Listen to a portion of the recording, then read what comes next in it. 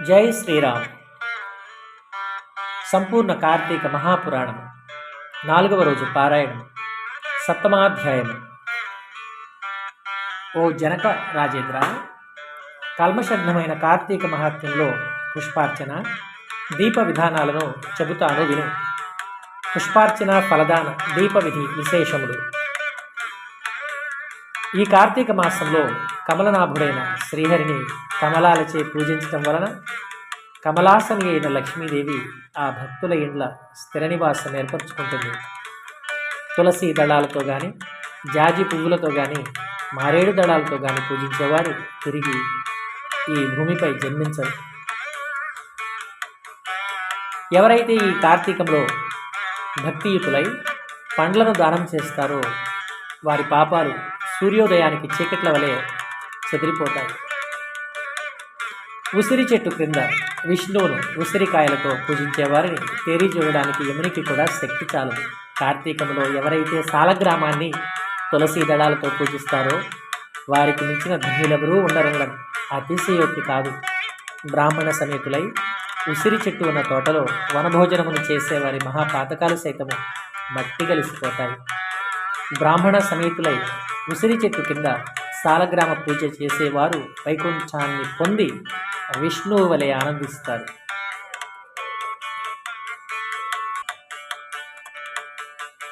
ఎవరైతే కార్తీక మాసంలో విష్ణువాలయంలో మామిడాకుల తోరణం కడతారో వాళ్ళు పరమపదాన్ని పొందుతారు. పువ్వులతో కానీ, అరటి స్తంభాలతో కానీ మండపము కట్టిన వాళ్ళు వైకుంఠంలో విష్ణువు సామీప్యాన్ని పొందుతారయా.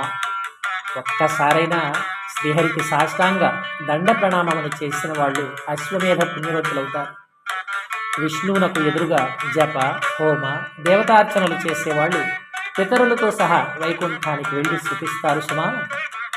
స్నానం చేసి తడి బట్టలతో ఉన్న వానికి పొడి బట్టని దానం చేసిన వాడు 10,000 అశ్వమేధాల ఫలాన్ని పొందుతున్నాడు. ఆలయ శిఖరంపై ధ్వజారోహణము చేసిన వారి పాపాలు గాలికి పుష్పము పరాగము వలె ఎగిరిపోతాయి. నల్లని లేదా తెల్లని అవిసె పూలతో హరిపూజన చేసిన వారికి 10,000 యజ్ఞాల ఫలితం ప్రాప్తిస్తుంది. ఇందులో ఎటువంటి సందేహం లేదు. కార్తీక మాసమందు ఏ స్త్రీ అయితే బృందావన గోమయంతో అలికి పంచరంగులతోనూ శంఖ, పద్మ, స్వస్తికారి నందాదీపాన్ని అర్పించడం వలన కలిగే పుణ్యాన్ని 1000 నోళ్ల ఆదిశేషుడైనా పొగడలేడు. ఈ కార్తీక మాసంలో శివుని జిల్లేడు పూలతో పూజించిన వాడు దీర్ఘాయువై అంత్యాన మోక్షాన్ని పొందుతాడు. విష్ణు ఆలయంలో మండపాన్ని అలంకరించిన వారు హరి మందిరంలో చిరస్థాయిగా ఉంటారు. హరిని మల్లె పువ్వులతో పూజించిన వారి పాపాలు సర్వనాశనమైపోతాయి.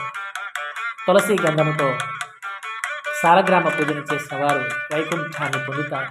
విష్ణు సన్నిధిలో నాట్యమును చేసిన వారి యొక్క పూర్వ సంచిత పాపాలన్నీ నాశనమైపోతాయి.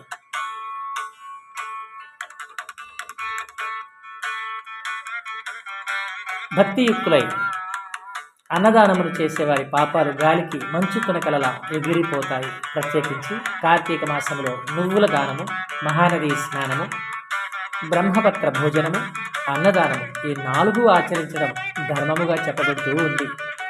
స్నానదానాదులను ఆచరింపని వారు, లోబి అయి యథాశక్తిగా చేయని వారు 100 జన్మలు కుక్కగా పుట్టి కడపట చండాల యోనిని జన్మిస్తారు. కార్తీక వ్రత శూన్యులు మరు జన్మలో గాడిదగా పుట్టి తదుపరి 100 పుట్టకలు శునక యోనిని జన్మిస్తారు. కార్తీక మాసములో శ్రీహరిని కదంబ పుష్పాలతో పూజించిన వారు సూర్యమండలంలోనే నివసిస్తారు. ఓ జనక మహారాజా, కార్తీక మాసంలో ఎవరైతే అవిసె పువ్వుల మాలను తాము ధరించి తదుపరిని అవిసె పువ్వుల మాలికలతో శ్రీహరిని పూజిస్తారో వారు స్వర్గాధిపతులవుతారు. మాల్యములు, తులసి దళాలతో విష్ణువును పూజించే వనితలు వైకుంఠాన్ని పొందుతారు. ఇంకొక సూక్ష్మాన్ని చెబుతాను విను. అసక్తులైన వాళ్ళు కార్తీకే భానువారేతు స్నానకర్మ సమాచరేత్ మాస స్నానేన యత్పుణ్యం తత్పుణ్యం లభతే నృప ఆద్యంతియే తిథౌ మధ్యమే చ దినే యః స్నానమాచరేత్ మాస స్నాన ఫలం తేన లభ్యతే నాత్ర సంశయః. కార్తీక మాసంలో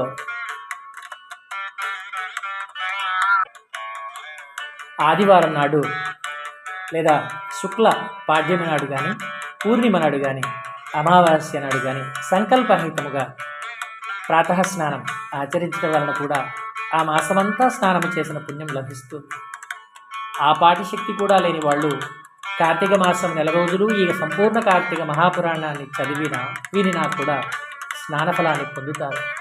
కార్తీక మాసము సాయంకాలాలలో దేవాలయాలలో శివ విష్ణు స్తోత్రాలను పఠించేవారు కొంతకాలము స్వర్గంలో ఉండి అనంతరము ధ్రువలోకాన్ని పొందుతారు. ఇలా ప్రతి కార్తీక మాసంలో ఎవరైతే హరిహరులను స్మరించకుండా ఉంటారో వాళ్ళు 7 జన్మల పాటు నక్కలుగా పుడతారనడంలో ఏమీ సందేహం లేదు. ఇంతటితో సప్తమాధ్యాయ సమాప్త. ఇక అష్టమాధ్యాయం. వశిష్ఠుడు చెప్పినంతా విని జనకుడు అడుగుతున్నాడు, మహర్షి మీరు చెప్పినవన్నీ వినిన తరువాత నాకు ఒక సందేహం కలుగుతోంది.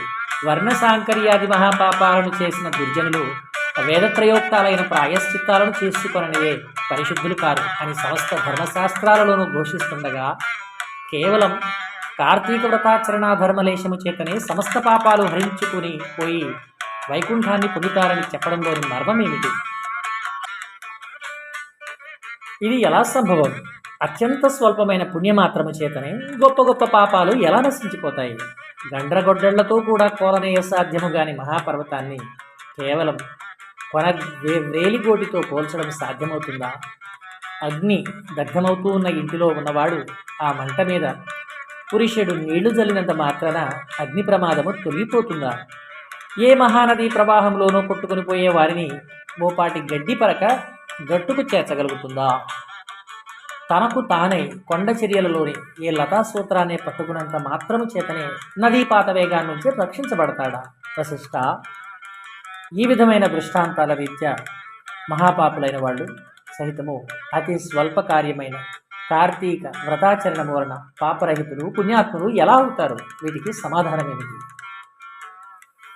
జనకుడి ప్రశ్నకు జ్ఞానహాసముని చేస్తూ ఇలా చెప్పసాగాడు వశిష్ఠుడు. జనకుని ప్రశ్నలకు వశిష్ఠుని జవాబు: మంచి విమర్శ చేశావు మహారాజా, చెబుతాను విను. ధర్మాన్ని సూక్ష్మముగా చింతించాలే కానీ స్థూల రూపాన్ని మాత్రమే ఆలోచించకూడదు. అదిగాక వేదశాస్త్ర పురాణాలన్నీ కూడా అనేక ధర్మ సూక్ష్మాలను మనకు అందిస్తున్నాయి. ఆయా ధర్మసూత్రాల వలన కొన్ని పర్యాయాలలో గొప్ప గొప్ప పుణ్యాలు స్వల్పమైనవిగాను, స్వల్ప పుణ్యాలు గొప్పవిగాను పరిణమిస్తూ ఉంటాయి. ధర్మాలన్నీ గుణత్రయముతో కూడుకుని స్వల్ప నల్పనతలను సిద్ధింపచేసుకుంటాయి. మూల ప్రకృతి అయిన మహామాయ కారణంగా సత్వరజస్తమస్సులచే 3 గుణాలు కూడా ఏర్పడ్డాయి. వీటిలో సత్వగుణ ప్రధానమైనవి ధర్మ సూక్ష్మాలు, కర్మకాండ, తపస్సు, ప్రాయశ్చిత్తాలన్నీ కూడా రజోగుణం వలన ఏర్పడ్డాయి. తర్కము, దైవేతర చింతనతో సాగించే దైవీయ కృత్యాలు, ఆచరించే దాన ధర్మాలు ఇవన్నీ కూడా ధర్మం యొక్క స్థూల స్వరూపాలు. ఇవి తమోగుణము వలన ఏర్పడతాయి. వీటిలో సత్వగుణ ప్రధానముగా ఆచరించే ధర్మాలు స్వల్పంగా తోచినప్పటికీ దేశకాల యోగ్యాతుల వలన విశేష ఫలాలను ఇస్తాయి. దేశము అంటే పుణ్యక్షేత్రం, కాలము అంటే పుణ్యకాలం, యోగ్యత అంటే పాత్రత. బ్రహ్మజ్ఞత కలవాళ్ళు ఈ మూడింటిని చింతించకుండా చేసే సర్వధర్మాలు తామసాలు. వీటి వలన పాపాలు నశించవు. కాబట్టి దేశకాల యోగ్యతలను విచారించి చేసేవే సత్వధర్మాలు.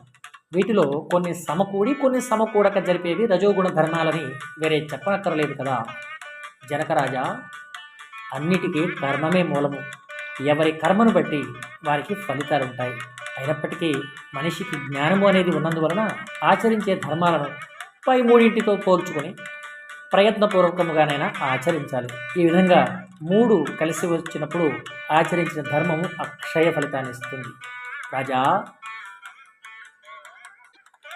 పర్వతమంత ఎత్తు కట్టెలను పేర్చి వాటి మధ్య గురివింద గింజంత అగ్నికణాన్ని ఉంచితే ఆ అగ్నికణము ఆ కట్టెలను ఎలా కాల్చివేయగలుగుతుందో, సువిశాలమైన నట్టింట పెట్టిన నలుసంత దీపము ఆ ఇంటి చీకట్లను ఎలా తొలగిస్తుందో, గుండిగేడు మురికి నీళ్లను ఒక్క ఇండుప గింజ ఎలా శుభ్రపరుస్తుందో, అదేవిధంగా తెలిసి కానీ తెలియక కానీ పుణ్యకాలములో పుణ్యక్షేత్రములో పుణ్యమూర్తుల వలన ఆచరించే ధర్మము అంత పాపాలను దగ్ధం చేసి మోక్షానికి మార్గాన్ని చేస్తుంది. ఇందుకు ఉదాహరణగా ఒక కథ చెబుతాను విను. అజామిళోపాఖ్యానము. బహుకాలం పూర్వం కన్యాకుబ్జ క్షేత్రవాసి సార్థక నామధేయుడునైన సత్యనిష్ఠుడనే బ్రాహ్మణుడికి అజామిలుడనే కుమారుడు ఉండేవాడు. వాడు పరమ దురాచారుడు, దాసీ సాంగత్యపరుడు, హింసాప్రియుడుగా ఉండేవాడు. సాటి బ్రాహ్మణ గృహంలోని ఒకనొక దాసితో సాంగత్యములు పెట్టుకుని తల్లిదండ్రులను మీరి ఆ దాసి దానితోనే భోజన సేనాదులన్నింటినీ నిర్వర్తిస్తూ కామాంధుడై వైదిక కర్మలన్నింటినీ విడిచిపెట్టి కేవలం కామాసక్తుడై ప్రవర్తించసాగాడు. తద్వారా బంధువులంతా అతనిని వదిలేశారు, కులము వాళ్ళు వెలివేశారు. అందువలన ఇల్లు వదిలిపెట్టిపోవలసి వచ్చిన అజామిలుడు చండాలపు వాడలోని ఒకనొక దాసి దానితో కాపరము పెట్టి కుక్కలను మృగాలను ఉచ్చులు వేసి పట్టుకునే వృత్తితో బతికే జనాలలో లీనమై మధు మాంస సేవన లోలుడై కాలమును గడపసాగాడు. ఇలా ఉండగా ఒకనాడు అతని ప్రియురాలైన దాసీది కళ్ళు తాగడం కోసం తాడి చెట్టునెక్కి కమ్మ విరగడం వలన కింద పడి మరణించింది. అజామిలుడు అమితంగా దుఃఖించాడు. అప్పటికే ఆ దాసీదానికి యవ్వనవతి అయిన కూతురు ఉంది. మహాపాపాత్ముడు మహాకామాంధుడు అయిన అజామిలుడు తనకి కూతురు వరసని కూడా తలచకుండా ఆ పిల్లనే వరించి ఆమెతోనే కామోపభోగాలను అనుభవించసాగాడు. కాముకుడైన అజామిలుడు తన కూతురి ఎందే అనేక మంది బిడ్డలను పొందాడు. కానీ వాళ్ళందరూ కూడా పసికందులుగా కడతేరిపోగా కడగా పుట్టి మిగిలిన బిడ్డకు నారాయణ అని నామకరణం చేసి అత్యధిక ప్రేమతో పెంచుకోసాగాడు. తాను తింటున్నా నిద్రిస్తున్నా ఏం చేస్తున్నా సరే సతతం అతనినే స్మరించుకుంటూ నారాయణ నారాయణ అని పిలుచుకుంటూ తన్మయుడవుతూ ఉండేవాడు. కాలము గడిచి అజామిలుడు కాలం చేసే సమయం ఆసన్నమైంది. అతడిలోని జీవుని తీసుకుని పోయేందుకు గాను ఎర్రని గడ్డములు మీసములు కలిగి చేత దండపాశ్యాలను ధరించిన భయంకర రూపులైన యమదూతలు వచ్చారు. వారిని చూస్తూనే గడగడలాడిపోయిన అజామిలుడు ఆ ప్రాణావసాన వేళ కూడా పుత్రవాత్సల్యాన్ని గ్రహించుకోలేక ఎక్కడో దూరంగా స్నేహితులతో ఆటలలో మునిగి ఉన్న కుమారుని కోసమై నారాయణ ఓ నారాయణ తండ్రి నారాయణ అని పలుమారులు పిలువసాగాడు. ఆ పిలుపు అతడి కొడుకుకు వినబడలేదు. అతను రానూ లేదు. కానీ చేరువకు వచ్చిన యమదూతలు ఆ నారాయణ నామస్మరణను విని వెనుకకు జంకారు. అదే సమయంలో అక్కడ ఆవిష్కృతులైన విష్ణుదూతలు ఓ యమదూతలారా అడ్డు తొలగండి, ఇతడు మాచే తీసుకుని పోబడదగిన వాడే గాని మీరు తీసుకుని వెళ్ళదగిన వాడు కాదు అని హెచ్చరించాడు. వికసిత పద్మాల వలె విశాలమైన నేత్రాలు కలవాళ్ళు పద్మమాలాంబరపవసనులు అయినటువంటి ఆ పవిత్ర విష్ణు పారిషదులను చూసి విభ్రాంతులైన యమదూతలు అయ్యా మీరెవరు? యక్ష గంధర్వ సిద్ధ చారణ కిన్నెర విద్యాధరులలో ఏ తెగకు చెందినవారు? మా ప్రభువైన యమధర్మరాజు మాకు విధించిన ధర్మం రీత్యా తీసుకుని వెళ్ళనున్న ఈ జీవుని మీరెందుకు తీసుకుని వెడుతున్నారు అని అడగడంతో విష్ణుదూతలు ఇలా చెప్పసాగారు. ఏవం శ్రీ స్కాంద పురాణాంతర్గత కార్తీక మహాత్మ్యే